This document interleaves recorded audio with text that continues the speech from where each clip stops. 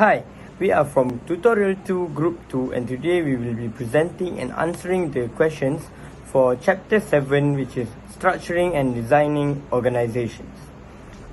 So these are our team members, our names and our metric numbers. Now, let's move on to the first discussion question, which is discuss the 6 key concepts defining organization design.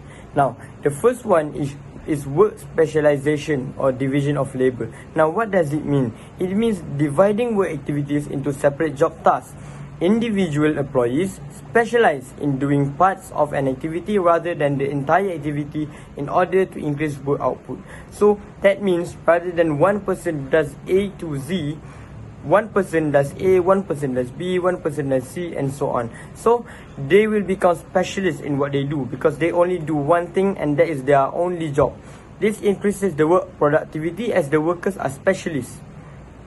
So in today's view, most managers see work specialization as an important organizing mechanism because it helps the employees become more efficient. Because every day they do the same thing, so they will become experts. This is proof by companies like McDonald's who use this concept heavily. For instance, if you go to McDonald's, one person will do the fries and also one person do the burgers. Each person have their own individual jobs. But some companies don't use this specialization. For instance, Avery Dennison, Ford Australia, Hallmark, and also American Express, because this concept also have its own cons. Now, the second part is departmentalization. There are 5 common forms of departmentalization. First is functional. Functional is grouping departments by similar tasks. Functions may vary based on their organization goals and activities. In this form, people with similar skills are grouped together. For instance, the accounting department, the marketing department, and so on. Now, the second one is product departmentalization. This departmentalization means grouping based on products or service offered. Each product line has its own departments, for instance, electronics, clothing, and so on. This also focuses on attention on product performance and also customer needs. Now, the third one is customer department. Grouping based on types of customer served. Departments may focus on retail, corporate, government, or individual clients. It helps with meeting specific customer needs effectively. The fourth one is geography. Geography is based on location. For instance, the North America department, the Europe department, and also the Asia Pacific department. This is particularly useful for multinational companies and regional operation. Allows adaptation to local market and also regulations based on specific countries. Now, the fifth and last one is process departmentalization. Grouping based on steps in a production or service process. This is common in manufacturing or service industries. And this also means that departments can focus on specific stage in the workflow. Now, today, many organizations use cross-functional teams, which are teams made of individuals from various departments that cross traditional department lines. So it means that they work together to be more efficient. Now, let's move on to the third concept, which is authority and responsibility. Authority refers to the rights inherent in a managerial position to give orders and expect orders to be obeyed. Now, the second one is responsibility. Responsibility is the duty to complete assigned tasks and accountable for the results. Now, there's 2 types of authority, which is line and staff. Line authority means direct authority over subordinates. Managers can make decisions, give orders, and also control resources. Now, the second one is staff authority. Staff authority means advisory or support role, which is no direct command over the line staff. It provides expert advice and services to assist line managers. For example, HR or legal advisors who support other departments. Now, the fourth one is span of control. Span of control refers to the number of employees and a manager can effectively supervise. Now, the first one is wide span. One manager supervises many employees. It encourages employee independence and reduces costs.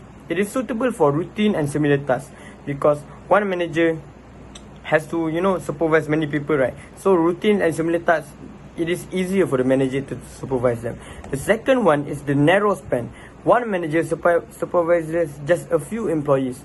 It allows closer supervision and control. It is suitable for complex and varied tasks because it is much harder to supervise.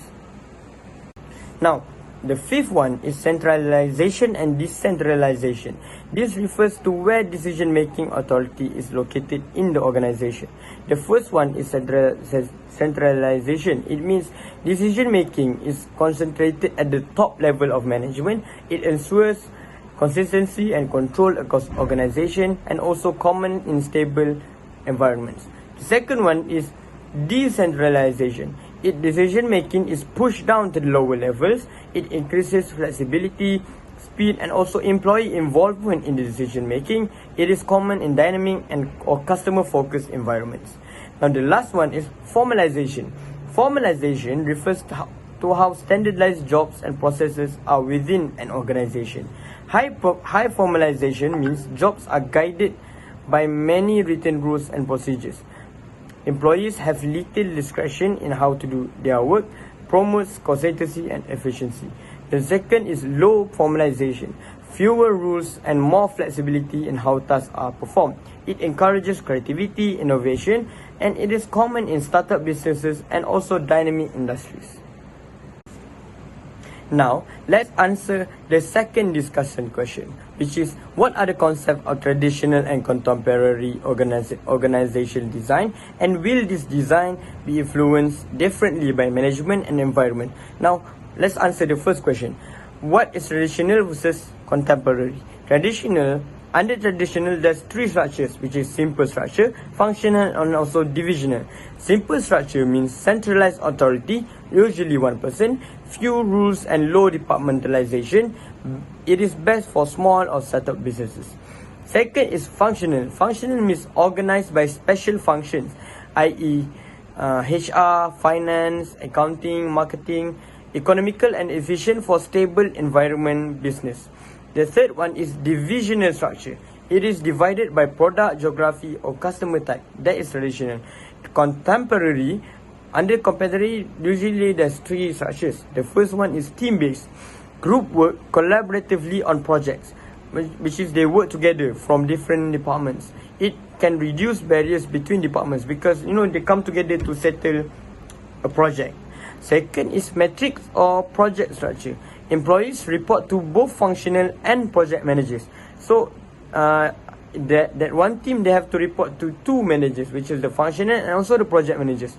This encourages innovation but can cause role confusion because sometimes they report one thing to one department and also one thing to the other manager, right? So there's going to be some confusion in this structure.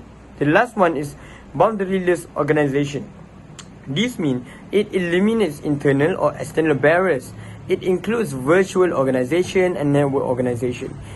This organization is highly flexible and also tech-enabled. Now, to the last part of this question, influence. Will it influence? Well, the simple answer to that is yes, but how? Now, the management influence, I will explain on both designs. So the traditional designs will be influenced. How? It will be influenced when they work best with managers who prefer control, stability, and also clear authority. It will also emphasize hierarchical decision-making and specialized rules. Now, the second part is contemporary design. How will it influence? It will require managers who value flexibility, innovation, and also collaboration. It will encourage decentralized decision-making and cross-functional teamwork. Now, to the second part, which is the environmental influence. How does it affect both designs? For traditional design, it is fit, stable, predictive environments. It will create a predictive environment. It will also focus on efficiency, routine, and also clear procedures. And the last part, contemporary design. It will be a fit dynamic design, rapidly changing environments. It will influence in that way, which is a rapidly changing environment. It will also influence by building for adaptability, innovation, and also quick response change. Now, to conclude, Management styles and the external environment will play a critical role in determining whether traditional or contemporary designs are more effective. Now we're going to go to the third discussion question, which is compared to the strengths and weaknesses of a functional structure and also the strengths and weaknesses of a simple structure. So I'm going to go first with functional structure, which is for the strengths. The first is efficiency through specialization, which is employees with similar skills are grouped, enhancing performance and expertise. The second one would be clear chain of command. Roles and authority are well defined. The third one is operational consistency. Standard procedures and processes are easier to maintain within departments. For the weaknesses, the first one would be lack of customer focus, which is employees may prioritize departmental goals over overall company objective. Second one would be slow decision making, which is refers to cross-functional collaboration may be difficult and time consuming. The last one would be limited flexibility and innovation, which is strict structures and stir-fry creative thinking and responsiveness to change. So for the simple structure, the first strength would be fast decision making, which is authority is centralized in one person or a small group allowing quick decisions. The second one would be clear accountability. Employees report directly to the top leader, making roles and responsibility very clear. The last one would be low cost and low bureaucracy, which is there are few formal rules, little hierarchy and minimal paperwork or procedures. For the weaknesses, the first one would be dependence on one leader. If the central figure is unbelievable or ineffective, the organization can struggle. The second one would be limited specialization. Employees may have to perform a wide range of tasks, which can reduce efficiency and expertise. The last one would be lack of formalization. The absence of clear processes can lead to confusion or inconsistency in operation. Now we move on to the fourth question, which is contrast the design of a boundaryless organization and a structureless organization. Explain the point of contrast with example. There are several of aspects. We can clearly see there are about 6 aspects. The first one would be definition. So the first definition for boundary organization is remove traditional boundaries, and for structureless organization, the definition is has no formal roles or hierarchy. For structure, boundaryless organization have a flexible but still organized. As for the structureless, very informal, often self-managed. As for technology use, boundaryless organization actively uses IT to stay connected. For structureless organization, may use technology loosely or individually. In terms of flexibility, boundaryless organization structured flexibility. As for structureless organization, total freedom but less coordination. In terms of accountability, boundaryless organization share and trackable. As for structureless organization, unclear and harder to manage. For the last one, scalability. Boundaryless organization can scale with system and technology. As for the structureless organization, difficult to scale effectively. And for the last part of this question is the key differences between boundaryless organization and structureless organization. There are 4 key points that we can clearly see here, which is collaboration, control and leadership, accountability and scalability. So for the first key point is collaboration. Boundaryless organization structured and technology enabled. And for the structureless organization, organic, often used and unstructured. For the control and leadership, boundaryless, decentralized but present. Structureless, minimal to no control or formal leadership. In terms of accountability, boundaryless, shared, often team-based, but structureless, difficult to assign or track. For the last key point, which is scalability, boundaryless can scale globally with IT and flexible teams. As for the structureless, it is harder to scale due to the lack of systems. Now moving on to discussing question 7 for contrast mechanistic and organic organization. The key difference between these two from structure point is that mechanistic organization is more rigid and hierarchical. On organic organization, it is more flexible and flat. On the communication side, it is more top-down and formal communication, but for organic side, it is more of the open and informal communication. On the decision-making based, mechanistic organizations make centralized decisions, and on organic organization, they make decentralized decision-making. Mechanistic organization uses specialized and clearly defined job roles, whilst organic organization uses broad and more adaptable job roles. On the control side, mechanistic organization uses high supervision and strict rules, whilst organic organization uses low supervision but trust-based control. And the last one is what they focuses on. On the mechanistic organization, they focus on efficiency and control, while on the organic organization side, they focuses on adaptability and innovation. Now moving on to 10-point summary for United Airlines incident summary. The first one is 2 girls were stopped from boarding for wearing leggings due to United's dress code for past travelers. Number 2, the dress code aims to keep a professional airline image. Number 3, Dr. David Dow was forcibly removed from an overbooked flight in April of 2017. And number 4, the violin removal was caught on video, went viral, and caused international outrage. And number 5, Dr. Dow later filed a lawsuit which was settled, and 2 airport officers involved were fired. Now moving on to 10-point summary for United Airlines incident summary. The first one is 2 girls were stopped from boarding for wearing leggings due to United's dress code for past travelers.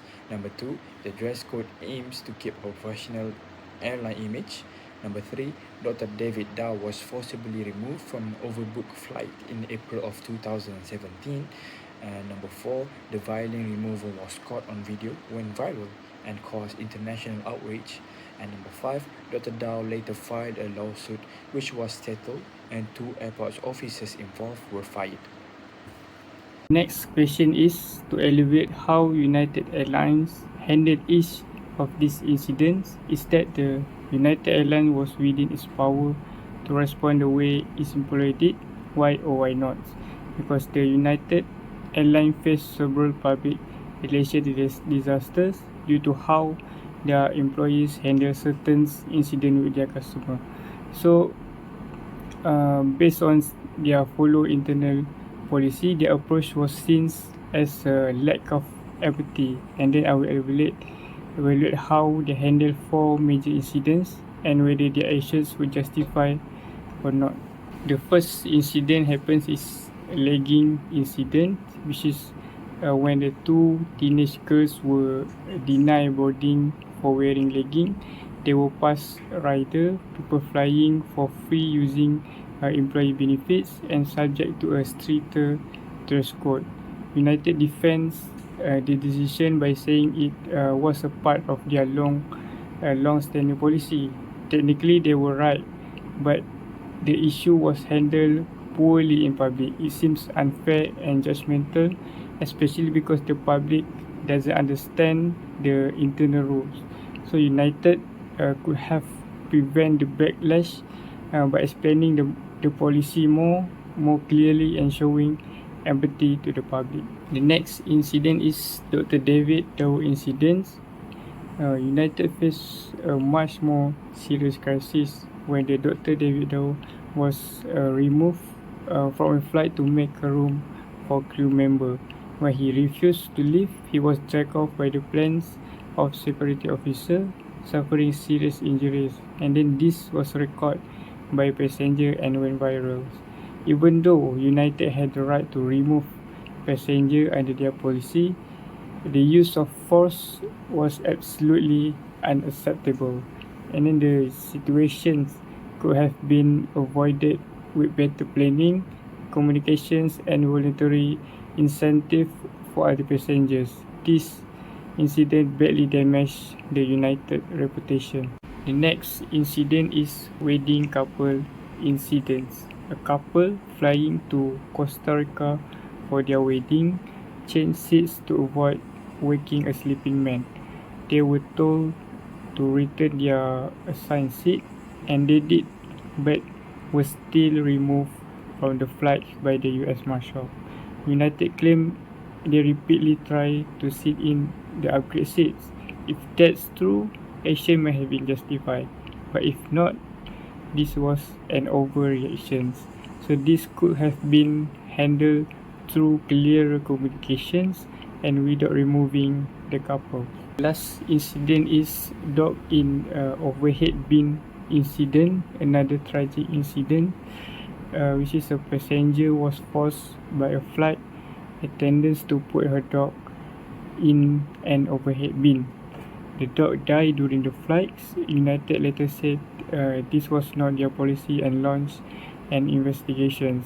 This showed a serious failure in staff training and judgment. Even if the crew thought the carrier was a hazard, safety should never come at the cost of animal life. So this incident hurt the public trust deeply. So was United Airlines within its power to act as they did? In some cases, yes, but it doesn't mean that it was the right choice. This incident shows they need a better staff training, a clearer communication, and more focus on empathy. So following rules is important, but treating people with dignity and care just as critical for a service business like an airline. Now let's explore question 712. How would I describe United Airlines' view of formalization, and is it appropriate? To start, United Airlines clearly operates with a high level of formalization in organizational terms. Formalization means that employees are expected to strictly follow set rules, guidelines, and policies, often leaving very little room for personal judgment or flexibility. Now, this can be beneficial in industries that require precision and safety, like aviation. But as we will see, it can also lead to serious problems when taken too far. United high formalization is evident in several real-life incidents. For example, in one case, two teenage girls wearing leggings were not allowed to board a flight because they were traveling on special employee travel passes. Even though this rule was part of a long-standing dress code for pass riders, the enforcement of it sparked a public backlash because it was perceived as unfair and strict. Then, there was the widely known case of Dr. David Dow, who was violently removed from a flight after refusing to give up his seat. Now, United claimed it was simply following its involuntary denial of boarding policies, which prioritized passengers based on ticket price, check-in time, and flight status. But what shocked people most was the fact that the rules were followed so rigidly that they led to physical harm and public embarrassment. Perhaps the most heartbreaking case was when a dog died in the overhead compartment after a flight attendant insisted the dog to be stored there. Now, the owner strongly objected, but the flight attendant prioritized what she believed was a safety policy and followed through with the instruction. United later said that this was not an official rule, but the damage was already done to the passengers and to the airline reputation. From these examples, it's clear that United Airlines placed a higher value on enforcing policies than on employee discretion or customer satisfaction. The culture of strict rule following appears to discourage employees from using their own judgment, possibly because they fear consequences if they break the rules, even for good reasons. So is this level of formalization appropriate? For me, I would argue that it is not, especially for an airline that serves the public. While some formalization is necessary, for instance to ensure safety, operational efficiency, and fairness, taking it too far can lead to major problems. Firstly, when employees are too restricted by rules, they may feel disempowered and fearful of making the wrong move. Instead of using common sense or compassion, they might stick to the script no matter the circumstances, even if it causes harm or unnecessary stress to passengers. Secondly, strict formalization often results in poor customer experiences, as we saw in the cases mentioned. The stories went viral, which badly hurts United Public's image. Many customers saw the airline as cold, bureaucratic, and uncaring, not the kind of company you feel safe or value flying with. Third, this approach can seriously damage employee morale. When workers are punished for acting with empathy or trying to help customers outside of rigid procedures, they stop trying. and that kind of culture affect both staff and service quality. What United Airlines need is a more balanced approach. First, while they need to keep the rules in place for critical areas like safety and flight logistics, they also need to train their employees to think critically and act with empathy and flexibility, especially when dealing with special or sensitive situations. Staff should be encouraged to use their judgment, but not punished for it, as long as they are acting in the best interest of the passenger and the company. In conclusion, while formalization has placed and United Airlines' current approach appears too rigid and impersonal. In the service industry, customers remembers how they were treated. United needs to shift from just enforcing policies to empowering people, both passengers and employees, because sometimes following the rules blindly does more harm than good. Greetings to Doctor and hello everyone. My name is Muhammad Farish bin Mat Sakri, and today I'll be presenting my answers to the discussion question 713, which asks, what organizational structure should United Airlines resemble, mechanistic or organic, and why? We will look at this in terms of both efficiencies and also effectiveness. First of all, let's start with a problem that comes with United Airlines' current structure. United Airlines currently operates under a mechanistic model, which is highly rule-based and also centralized. This structure caused several major problems in how employees handle unexpected situations. For example, employees couldn't adapt to situational needs, especially during customer service or incidents. The rules were followed too strictly, and employees lacked of flexibility and also to respond with empathy or judgment. This was clearly seen in a forcible removal of Dr. David Dow, like he was denied boarding and also dragged off the plane because employees were trying to enforce overbooking rules without considering the humans and also without considering the human side of the situation, such as incident made the airlines appear insensitive and also lead to the public outrage and also lawsuits. So what are the solutions to this? We recommend United Airlines move towards a more organic structure.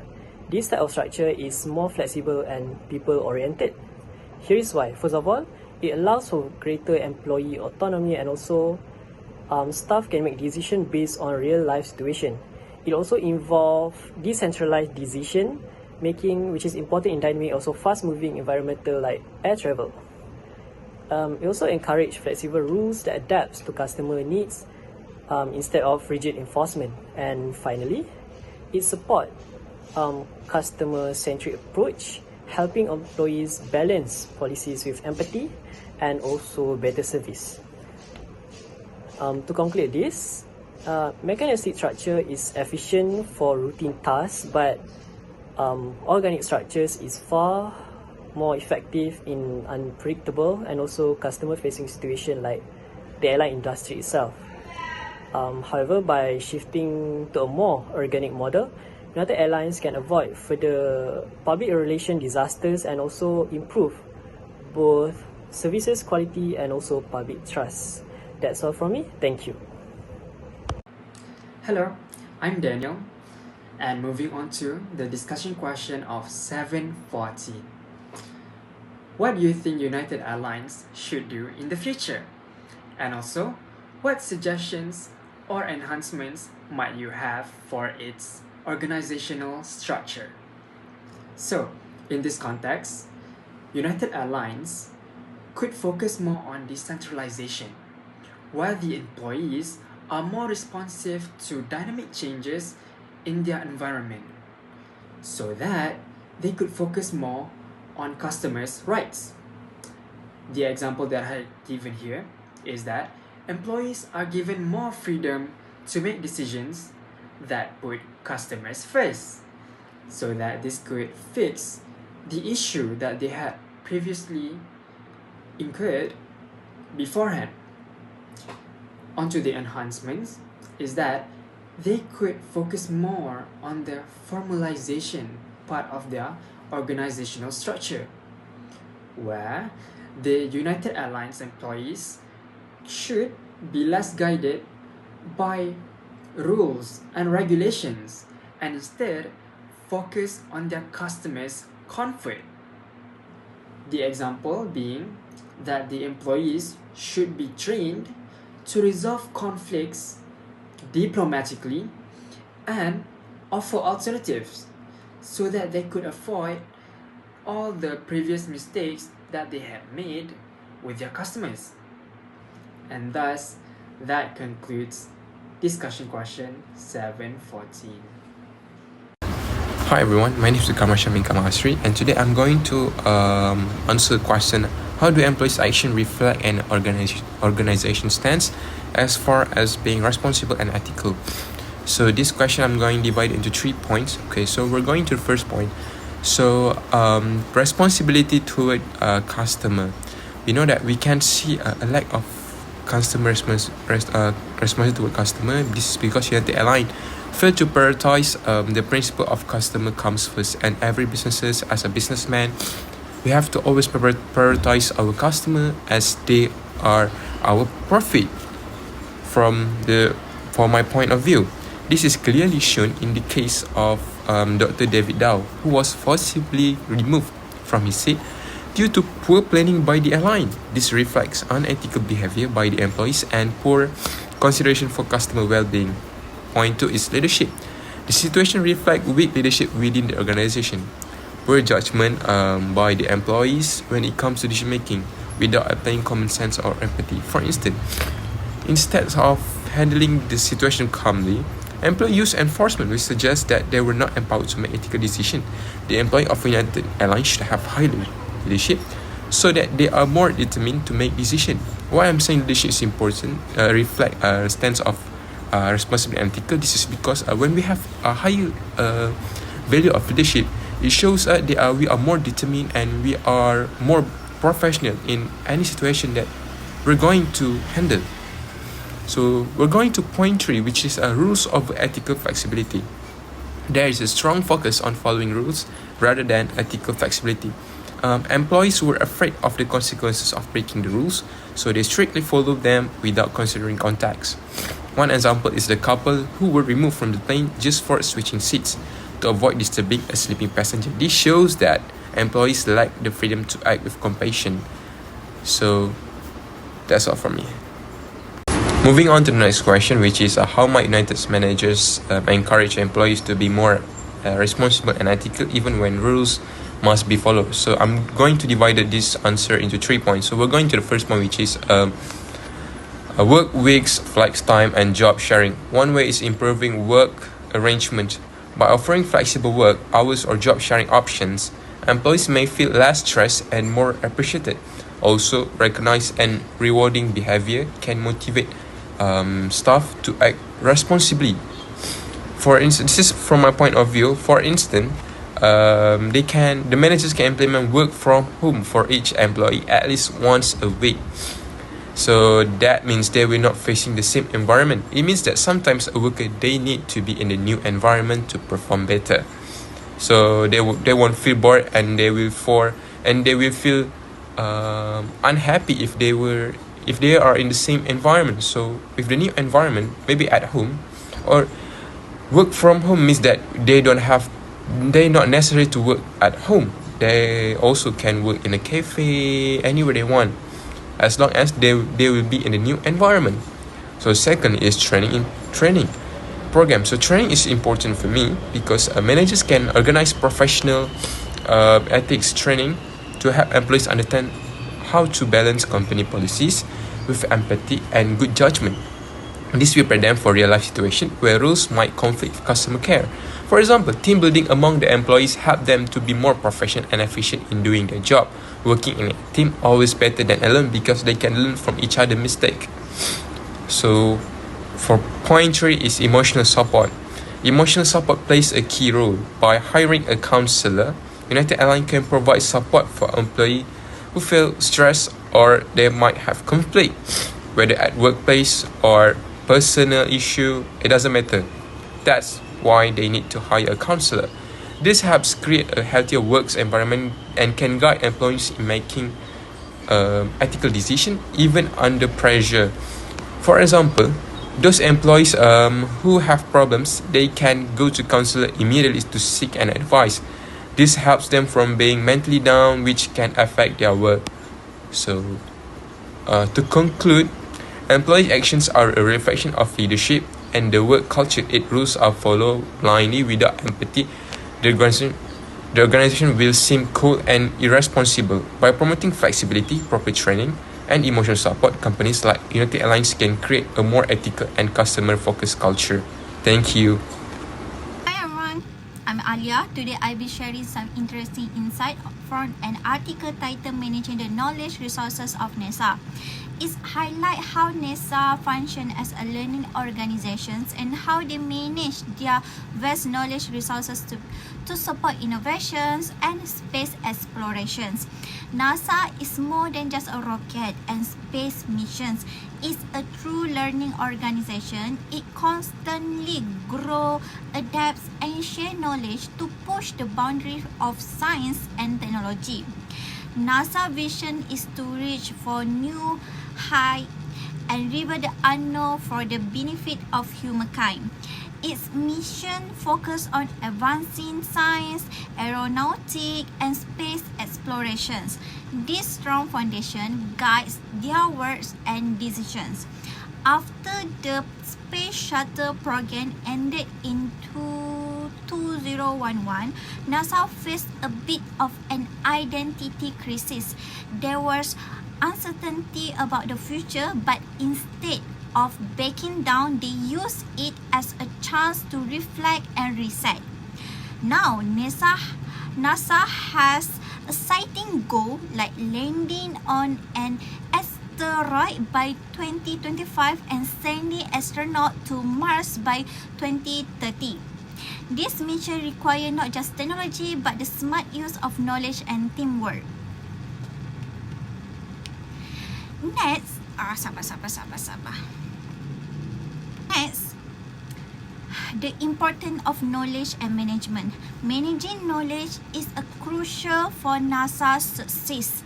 With so many complex systems and life-critical missions, every bit of information has to be organized, shared, and used effectively. So NASA works in an incredibly complex environment, not just in terms of rocket science, but also coordinating with teams and experts and stakeholders around the world. What helped NASA succeed is its internal structure. It encourages creativity, skill sharing, and collaboration, which turn ideas into reality. NASA uses a lot of tools of manage its knowledge, like a video libraries, expert forums, collaboration platform, and researchable databases. This helps teams learn from past missions and avoid repeating mistakes. Finally, what really stands out is NASA learning culture. They actively organize workshops, discussion, and social exchange, which is always learning, always improve. So now let's go through to discussion question 760. Is NASA a learning organization?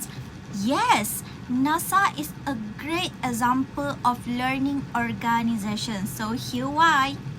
For example, NASA treats every project, no matter the outcome, as a chance to improve, whether it's a successful launch or a mission setback. They take time to reflect documents and share lessons learned.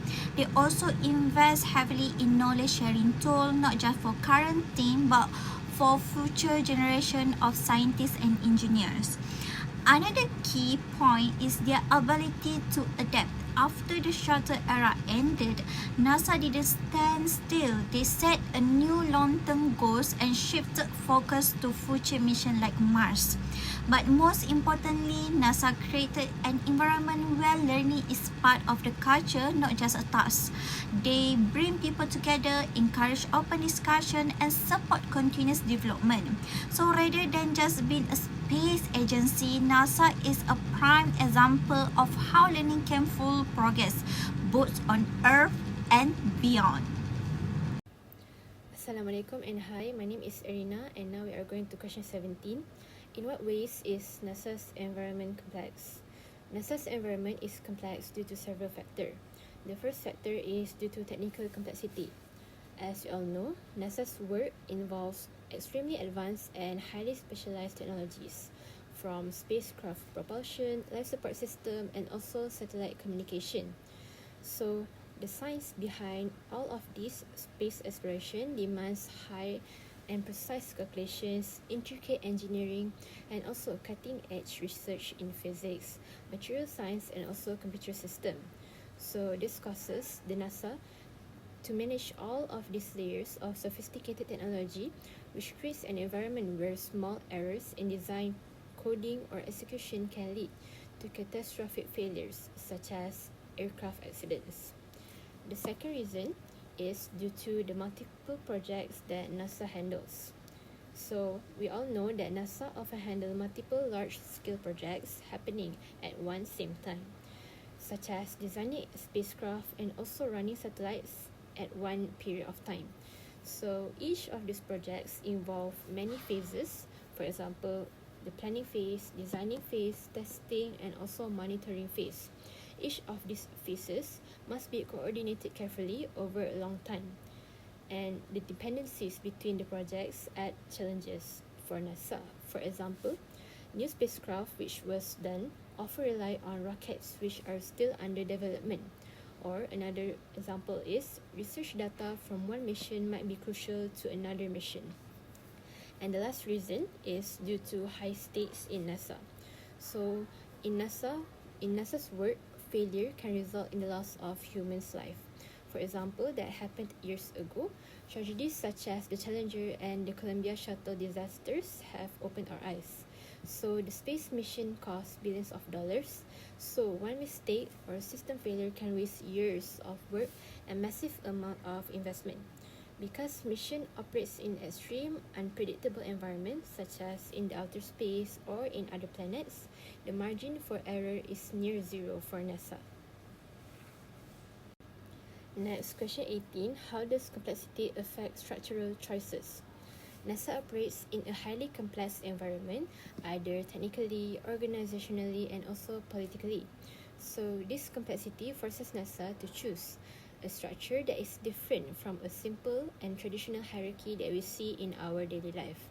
Instead, NASA must design themselves a structure that could adapt, coordinate, innovate, and also share the knowledge efficiently. So let me show you how the complexity shapes NASA's structural choices. So the first way that complexity shapes their structural choices is the decentralization of decision making. When there are many different missions and technology involved, it is impossible for the top leaders in NASA to control every single decision. So this causes the authority in NASA to be pushed downwards to project teams and also field centers. So what happens is that the project managers and technical experts are empowered to make real-time decisions based on their own specialized knowledge. So moving on to the second way on how complexity shapes NASA's structure is due to flexibility and responsiveness. Technology evolves rapidly and missions change. For example, shifting focus from the moon to the Mars. So this causes NASA to have a structure that allows quick reorganization, where people and resources can be reassigned, priorities can be shifted, and also process can be adapted without collapsing the whole NASA system. And last but not least, the use of cross-functional teams. So projects require expertise from many disciplines such as engineering, physics, biology, material science, and more. So all of these teams are formed across departments, often pulling together people from different backgrounds to work on one mission together. For example, engineers, IT specialists, astronauts, and also scientists are all get together to collab on the Mars rover's missions. That's all from me. Thank you. Hello, Assalamualaikum. I'm Haziq. I'm going to answer discussion question 719. Using Exhibit 712, what suggestion would you make to managers at NASA about being a learning organization? Let's start with encourage open feedback and knowledge sharing. Creating a space where people feel safe to speak out. at NASA. That means making it normal for teams to share not just their wins, but also what didn't go as planned. The goal is to learn from every experience and make sure that knowledge flows freely across departments, not just staying in one corner of organization. Next is promote leadership that models learning behavior. Leaders have to walk the talk. When managers openly admit they don't have all the answers and show genuine curiosity, it sets the tone for everyone else. Learning becomes something that's not just expected, but respected. It shows that growth matters just as much as performance. Finally, facilitate systems thinking to see connections between activities. It helps everyone see the bigger picture. When employees understand how their role connects to the broader mission, they work with more purpose and clarity. It also helps teams collaborate better, reduce silos, and spark innovation because they are not just focusing on their part, but how everything fits together. In summary, creating a learning organization starts with encouraging open feedback, having leaders who model learning behaviors, and helping everyone see the bigger picture through system thinking. When these elements come together, organizations become more adaptive, innovative, and connected. Thanks for watching, and we hope this inspires more thoughtful leadership and collaboration in every workplace.